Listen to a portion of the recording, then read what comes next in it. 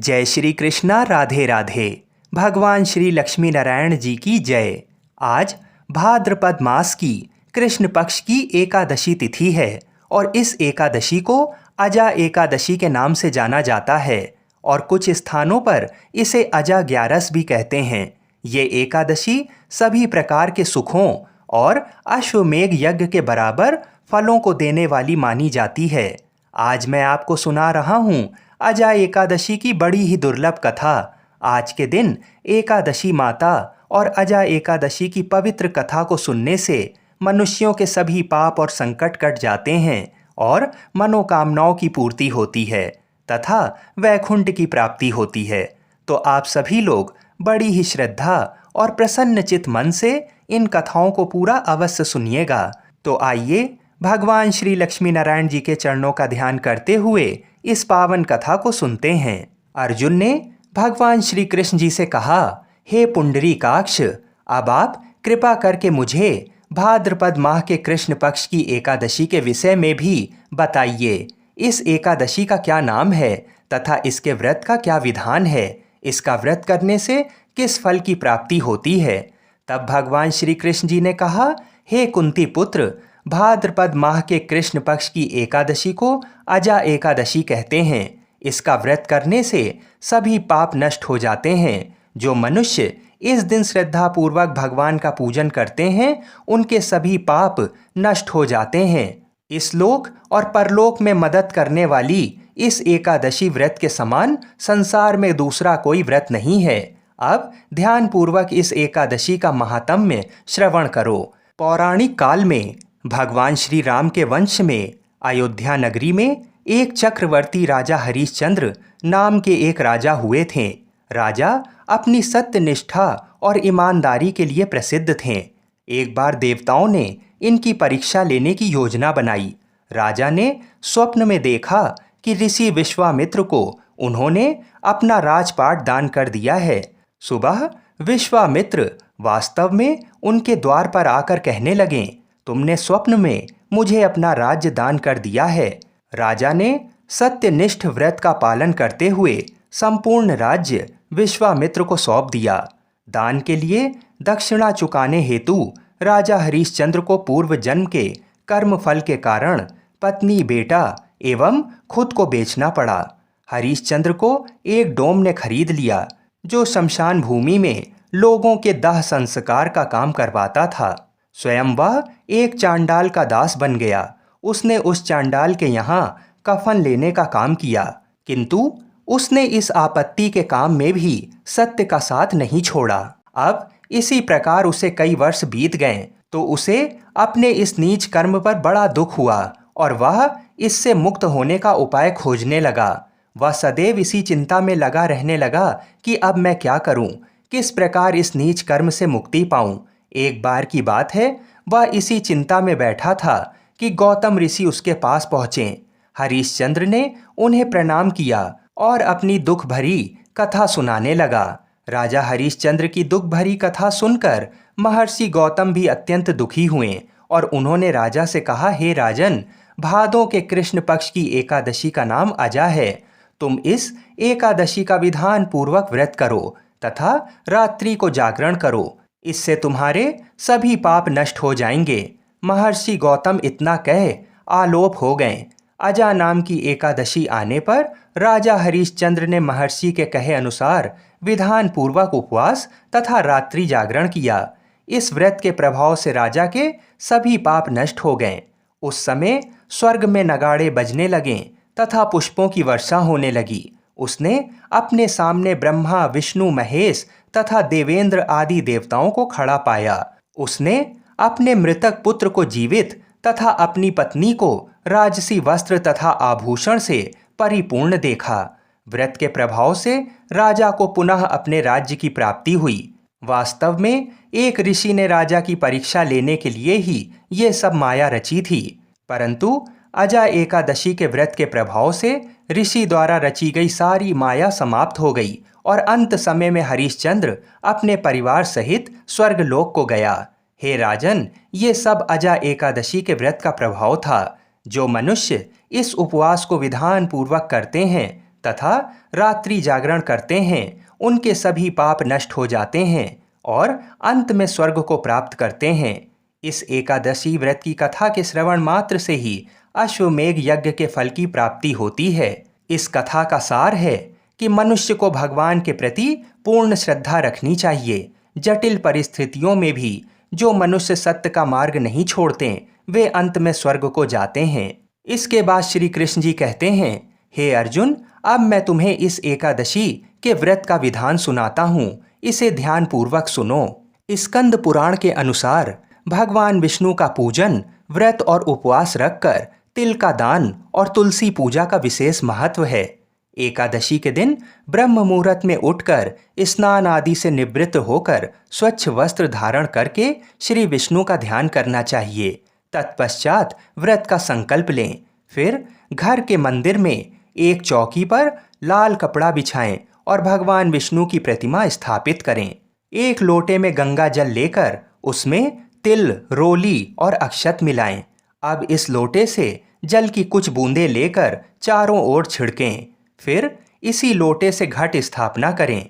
अब भगवान विष्णु को धूप दीप दिखाकर उन्हें पुष्प अर्पित करें। अब एकादशी की कथा का पाठ करें अथवा श्रवण करें। शुद्ध घी का दिया जलाकर विष्णु जी की आरती करें। श्री विष्णु के मंत्रों का ज़्यादा से ज़्यादा जाप करें। तत्पश्चात श्री हरि विष्णु जी को तुलसी दल और तुलसी मिश्रित जल का भोग लगाएं। विष्णु सहस्त्र नाम का पाठ अवश्य करना चाहिए। शाम के समय भगवान विष्णु जी की पूजा करके फलाहार करें। श्री हरि विष्णु के भजन करते हुए रात्रि जागरण करें तथा रात में भगवान विष्णु की प्रतिमा के समीप ही भूमि पर शयन करना चाहिए। इस दिन भूल कर भी तुलसी दल ना तोड़ें। अगले दिन द्वादशी तिथि को योग्य ब्राह्मण को भोजन कराकर दान दक्षिणा देकर आशीर्वाद लें। इसके बाद स्वयं भी भोजन ग्रहण कर व्रत का पारण करें। व्रत के पारण के दौरान आंवला खाना बहुत ही शुभ माना जाता है। एकादशी के दिन गाय को चने की दाल और गुड़ अवश्य खिलाएं तथा केले के पेड़ का पूजन करें। इस दिन व्रत और पूजा के साथ साथ गरीब लोगों को गर्म कपड़े, तिल और अन्न का दान करने से कई यज्ञों का फल प्राप्त होता है। आइए अब एकादशी माता और तुलसी माता की कथा को सुनते हैं। कहते हैं इन कथाओं को सुनने से ही एकादशी का व्रत पूर्ण माना जाता है और मनोकामनाओं की पूर्ति होती है। एक बूढ़ी माँ ने एक बार एकादशी का व्रत रखा। बड़ा ही भाव भक्ति से पूजा अर्चना की। उन्हें वृद्धावस्था में क्या बाधा थी, वे तो अपने पुत्र पौत्रों की सुख सुविधा के लिए व्रत रखने लगी थीं। वे दिन भर तो जरा कठोर मन करके अपनी प्यास को रोके रहीं। दिन में पूजा पाठ किया, कथा सुनी और पंडित जी को मिट्टी के पात्र में भरकर पानी और ऋतु फल दान में दिए। दोना भर भर के बूरा शक्कर वितरण किया। उन्हें गर्मी के कारण बहुत बेचैनी हो रही थी। इस कारण से बड़ी देर तक पानी में पड़ी रहीं और पानी के कुल्ला करती रहीं। मुंह धोती रहीं, तब कहीं थोड़ा बहुत धैर्य बंध पाया। धूप तो तेज पड़ ही रही थी, इस कारण बार बार मुंह सूख रहा था। बूढ़ी माँ बहुत बेचैन हो रही थीं। एक बुढ़ापा और दूसरा ये भयंकर गर्मी। वृद्धावस्था की स्थिति तो कुछ दूसरी ही प्रकार की होती है। जैसे जैसे रो धो के दिन कट पाया, अब पहाड़ सी रात सामने थी। उसका कटना बड़ा ही कठिन दिखाई दे रहा था। खटिया पर पड़े शांति नहीं मिल रही थी। वे बार बार करवट बदल रही थीं। अनेक बार वे बाहर जातीं और भीतर आतीं। उन्हें घर के अंदर शांति नहीं थी। वे पड़ी पड़ी एकादशी माता का स्मरण करती रहीं। वे कहती रहीं कि हे माता जी, आप मेरी लाज रखिएगा। आप ही मुझे शक्ति दे दीजिएगा जिससे मैं भली भांति आपका व्रत कर सकूं और ये पहाड़ सी रात शांतिपूर्वक व्यतीत हो सके। प्यास के कारण बूढ़ी माँ की बेचैनी तो बढ़ ही रही थी। उन्होंने धैर्य रखने का बहुत प्रयास किया, किंतु सहनशीलता की सीमा टूट गई और वे घबरा कर एकदम चिल्ला पड़ीं। बोलीं कि बचाओ बचाओ। अम्मा का चिल्लाना सुनकर परिवार भर के नर नारी, बच्चे और पड़ोसी एकत्रित होकर बूढ़ी अम्मा की खटिया के समीप पहुंच गए। सबने पूछा कि अम्मा जी, आपको क्या हुआ? आप क्यों चिल्ला रही हैं? आप इस वृद्धावस्था में ये कठिन व्रत क्यों कर रही हैं? अम्मा जी, शक्ति से ही भक्ति होती है। थोड़ी ही देर में वे फिर से बोलीं कि अरे, हमारे तो प्राण ही निकले जा रहे हैं। मेरी छाती पर ठंडे पानी का घड़ा रख दीजिए। नातियों ने दादी की छाती पर ठंडे पानी का पात्र रख दिया। तब कहीं उन्हें थोड़ा बहुत आराम मिला और थोड़ी देर के लिए उन्होंने अपनी आंखें बंद कर लीं। एकादशी माता ने सोचा कि ये बूढ़ी अम्मा हैं तो बहुत कठोर, जरा जाकर उसकी परीक्षा लेना चाहिए। वे आधी रात को मुर्गा बनकर टेर लगाने लगीं। मुर्गा की आवाज़ सुनकर दादी जल्दी से उठीं और बाहर जाकर आसमान की ओर देखा, किंतु आसमान में कहीं उन्हें प्रातःकालीन तारा दिखाई नहीं दिया। वे सोचने लगीं कि ये मुर्गा क्यों और कैसे बोल गया। उन्हें प्यास तो लगी रही थी। थोड़ा बहुत उनका मन भी विचलित होने लगा था, किंतु अंत में उन्होंने दृढ़ निश्चय किया कि मैं अब व्रत को पूर्ण करके ही छोड़ूंगी, चाहे भले ही मेरे प्राण निकल जाएं। ये सोचकर फिर वे खटिया पर शिथिल होकर लेट गईं। थोड़ी ही देर में एकादशी माता ने उनकी फिर से परीक्षा लेनी चाहिए। एक छोटी सी बालिका एक गिलास में शरबत लेकर उनके सिरहाने खड़ी हो गई और जोर से बोली कि दादी जी, सवेरा हो गया है, आप हाथ मुंह धोकर शरबत पी लीजिए। पहले तो शरबत का गिलास देखकर उनका मन ललचाने लगा, किंतु अचानक व्रत का स्मरण हो आया और उन्होंने सोचा कि मैं किसी भी प्रकार से अभी शरबत नहीं पी सकती हूँ, और वे शांतिपूर्वक अपनी खटिया पर लेट गईं। फिर थोड़ी ही देर में उन्हें ऐसा लगा जैसे किसी ने उन्हें पानी के कुएं में पटक दिया हो। वे बड़ी देर तक उस कुएं में हाथ पांव चलाती रहीं, किंतु उन्होंने अपने मुंह में पानी की एक बूंद भी नहीं जाने दी और वे दृढ़तापूर्वक अपना व्रत पालती रहीं। थोड़ी ही देर में ना जाने कहाँ से सामने आग जलने लगी, जिससे भारी गर्मी बढ़ने लगी।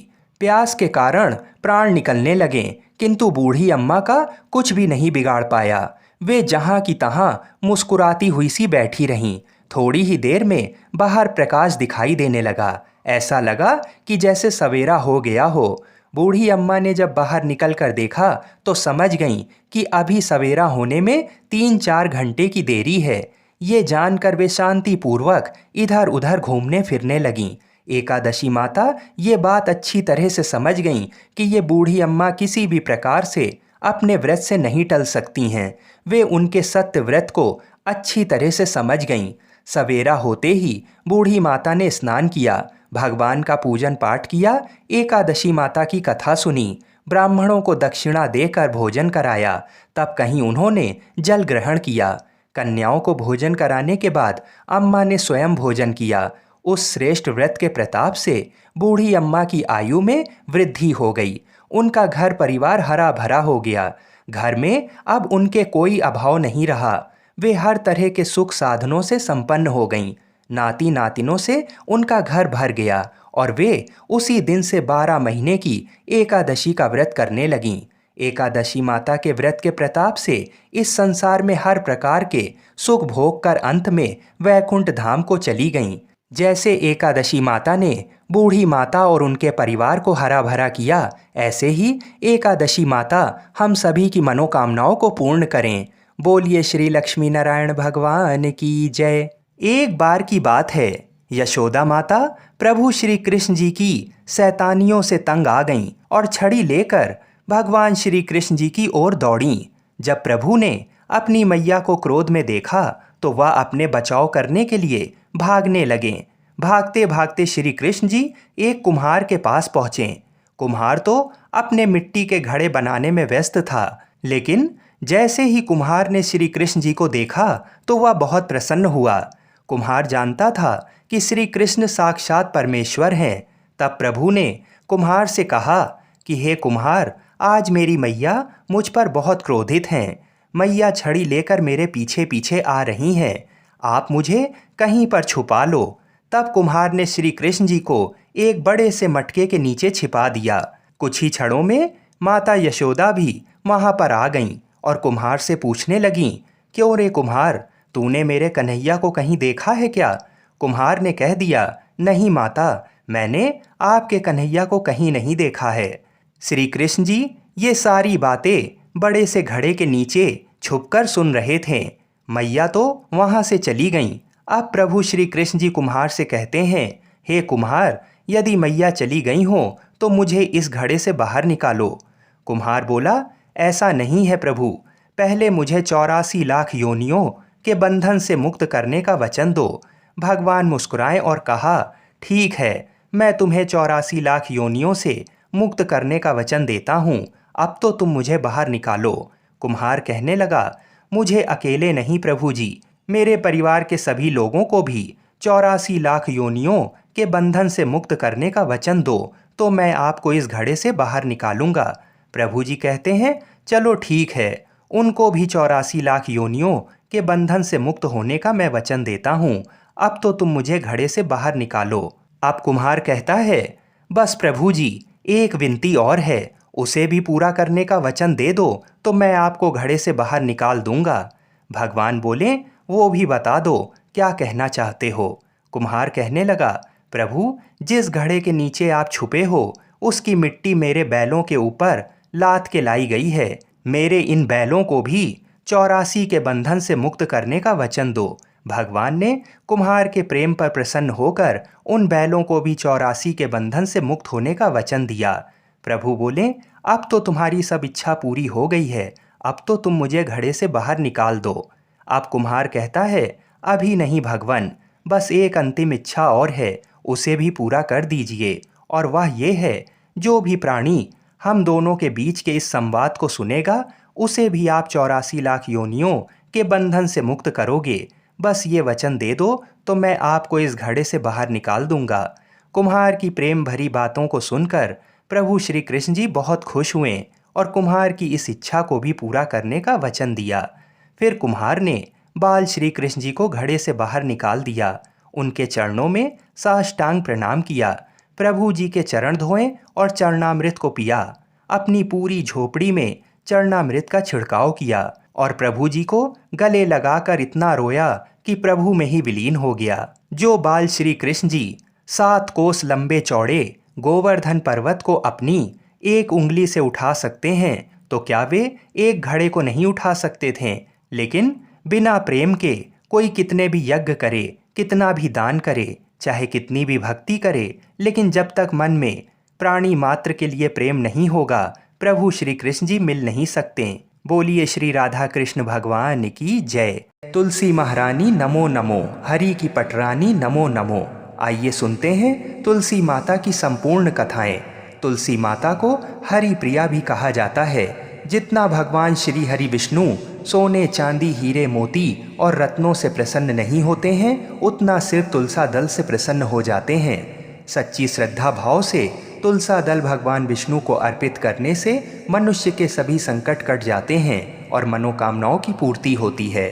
शास्त्र अनुसार एकादशी के दिन तुलसी जी में कभी भी जल नहीं चढ़ाना चाहिए, क्योंकि तुलसी महारानी स्वयं एकादशी का निर्जला व्रत रखती हैं। लेकिन द्वादशी के दिन व्रत के पारण के समय तुलसी माता को जल अवश्य चढ़ाना चाहिए और पूरे विधि विधान से पूजा पाठ करके उनकी कथाओं को सुनकर ही अपना व्रत खोलें। एक बार एक गांव में एक बुजुर्ग महिला रहा करती थी। वह बहुत ही पूजा पाठ किया करती थी। वह रोज तुलसी माँ की पूजा करती थी और वह बुजुर्ग महिला रोज तुलसी माता से कहती, हे तुलसी माँ, तुम मुझे बहू दे, पीताम्बर की धोती दे, मीठा मीठा घास दे, बैकुंठ में वास दे, चटक की चाल दे, पटक की मौत दे, चंदन का काठ दे, रानी सा काज दे, दाल भात का भोजन दे, 11 की मौत दे और कृष्ण जी का कंधा दे।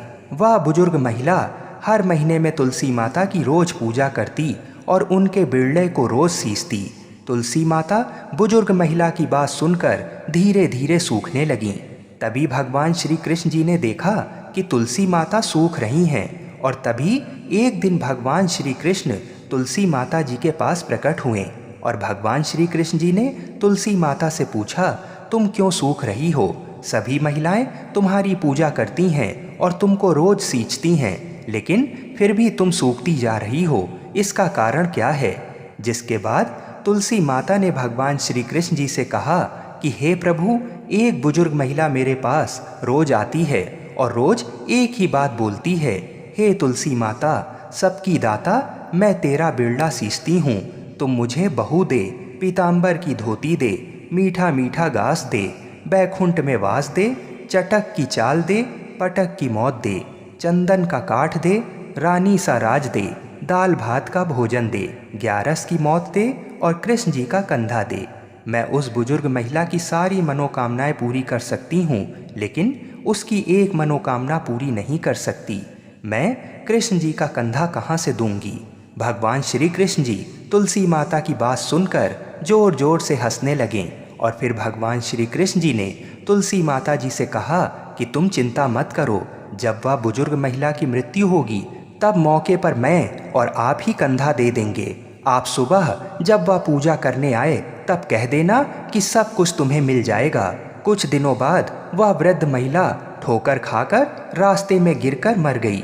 पूरे गांव के सभी लोग आए और उस महिला को सभी लोग धर्मात्मा मानते थे। उसको तुलसा जी की डोकरी कहते थे। उसके परिवार में कोई भी नहीं था, इसलिए गांव वालों ने ही उसके अंतिम संस्कार करने की योजना बनाई और उसे नहलाकर जब बैकुंठी पर बैठाने के लिए उसे उठाने लगे तो उसके मृत शरीर इतना भारी हो गया था कि उसे कोई उठा नहीं पाया। ये सब देखकर वहाँ के सभी लोग तरह तरह की बातें करने लगे और कहने लगे कि ये इतना पूजा पाठ करती थी, हर समय माला फेरती थी, इसलिए ये इतनी भारी हो गई है। वहीं पूरे गांव में चर्चा होने लगी कि डोकरी माई कोई भक्ति नहीं करती थी, ये छल कपट करती थी। हम जिसे धर्मात्मा समझते थे वह पापी है, जो कि किसी से भी नहीं उठ पा रही है। ये इसके कर्मों की सजा है। इधर भगवान ने सोचा कि मेरे भक्तों की निंदा हो रही है, इसलिए भगवान ने बूढ़े ब्राह्मण का भेष धारण करके वहाँ पर आए और वहाँ पर एकत्रित लोगों से पूछने लगे कि यहाँ पर इतनी भीड़ क्यों लगी है, जिससे लोग कहने लगे कि ये डोकरी माई मर गई है और पाप इतना था कि जिससे ये उठ नहीं पा रही है। सब उठा उठा कर थक गए। तब ब्राह्मण ने कहा कि मुझे एक बार डोकरी के कानों में कहने दो, फिर वह देखो कैसे उठती है। तो सभी लोग ने कहा कि आप भी प्रयास करके देख लीजिए। तब भगवान ने उस वृद्ध महिला के कानों में कहा कि हे डोकरी माई, देखो मैं आ गया। और जो डोकरी पूजा करते समय शब्द कहती थी वह शब्द उसके कानों में कहने लगे, तू बिरला सींचूं तेरा, मैं करूं निस्तारा मेरा।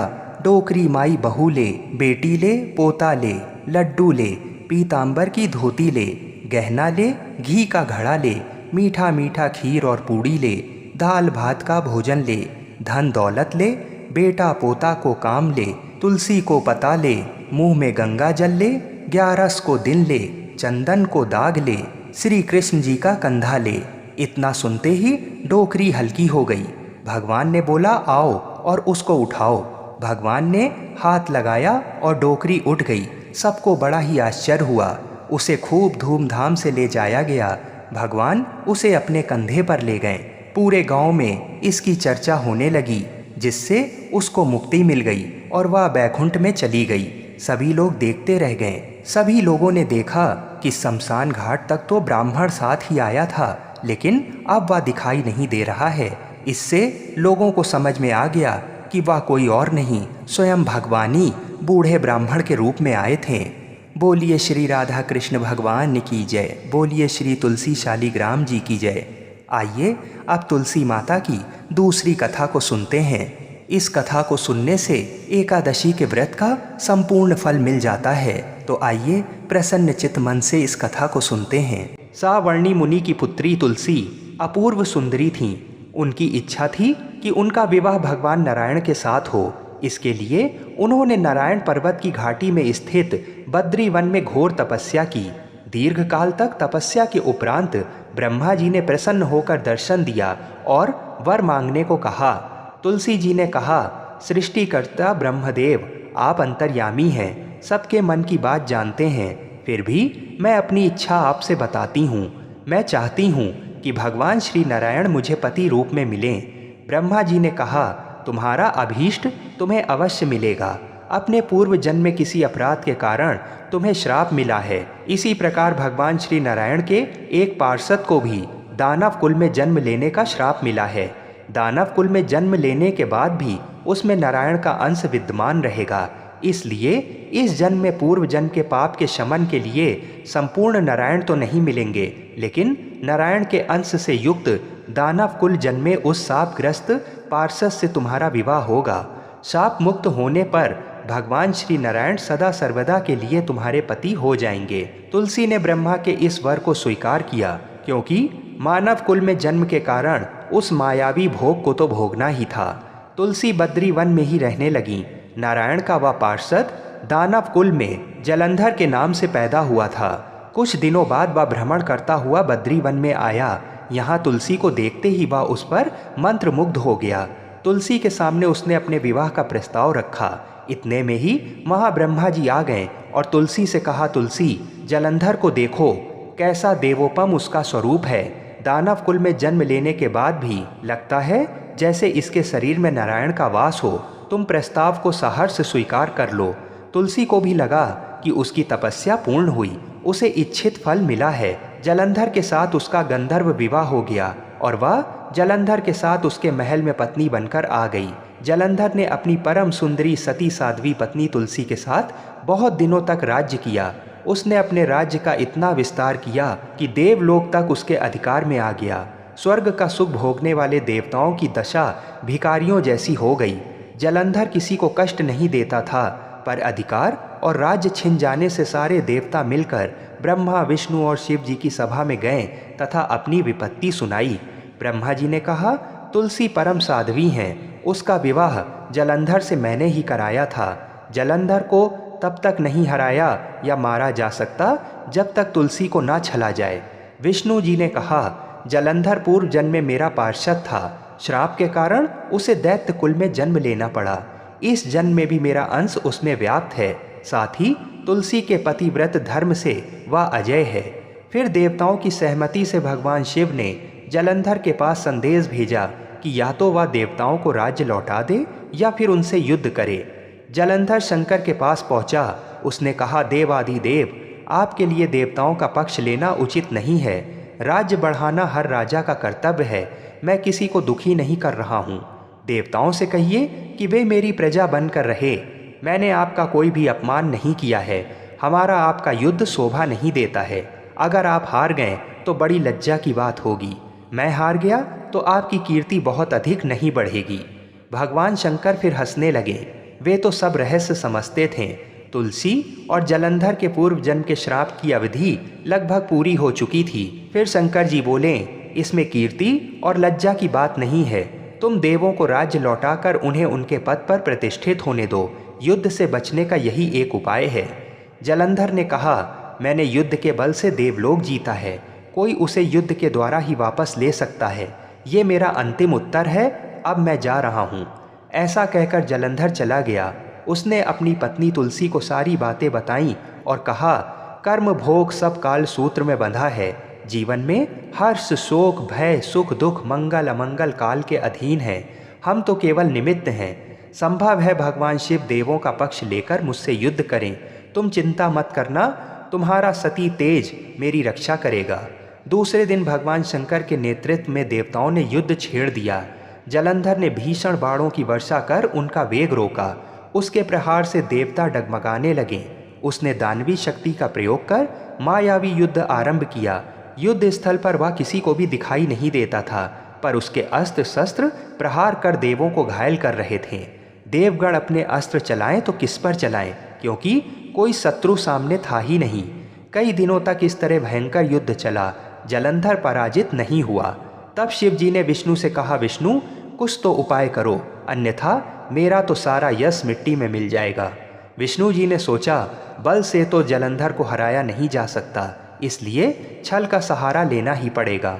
उन्होंने तुरंत अपना स्वरूप जलंधर जैसा बनाया और अस्त्र शस्त्र से सुसज्जित हो तुलसी जी के पास पहुंच गए। बोले, प्रिय, मैं युद्ध जीत गया। सारे देवता भगवान शंकर समेत हार गए। इस खुशी में आओ, मैं तुम्हें अपने अंग से लगा लूं। पति को प्रत्यक्ष खड़ा देख तथा विजय का समाचार सुन वह दौड़कर मायावी जलंधर के गले से लिपट गई। इस प्रकार पति पत्नी दोनों ने आलिंगन हो खूब खुशी मनाई। पर पुरुष के साथ इस प्रकार के व्यवहार से उसका सती तेज नष्ट हो गया। उसका सती तेज जो जलंधर की कवच के रूप में रक्षा कर रहा था, वह कवच नष्ट हो गया। जलंधर शक्तिहीन हो गया। ये जानते ही भगवान शंकर ने अपने त्रिशूल से प्रहार किया। त्रिशूल के लगते ही जलंधर जलकर भस्म हो गया। जलंधर के मरने को जानकर विष्णु अपने असली रूप में आ गए। सामने अपने पति जलंधर के स्थान पर भगवान विष्णु को खड़ा देख तुलसी बहुत विस्मित हुई। उसको पता लग गया कि स्वयं नारायण ने उसके साथ छल किया है। क्रोध में आकर तुलसी जी ने श्राप दिया, एक सती स्त्री का सतीत्व भंग करने के अपराध में तुम हृदयहीन पत्थर हो जाओ। विष्णु जी ने तुलसी के श्राप को सिरोधार्य कर कहा, देवी तुम्हारे तथा जलंधर के कल्याण के लिए मुझे ऐसा करना पड़ा। तुम दोनों को श्राप मुक्त करना था। तुम भी अब अपना शरीर त्याग कर तुलसी बिरवा के रूप में जन्म लोगी और मेरी पूजा तुलसी दल से होगी। मैं शालीग्राम पत्थर बनूंगा। मेरे शीश पर तुम आदर से विराजमान होगी। तुम्हारे पति की हड्डियों के चूर्ण से शंख की उत्पत्ति होगी। उस शंख ध्वनि से देवताओं तथा मेरी पूजा आराधना होगी। जहाँ शंख ध्वनि होगी वहाँ मंगलमय मैं विराजमान रहूँगा।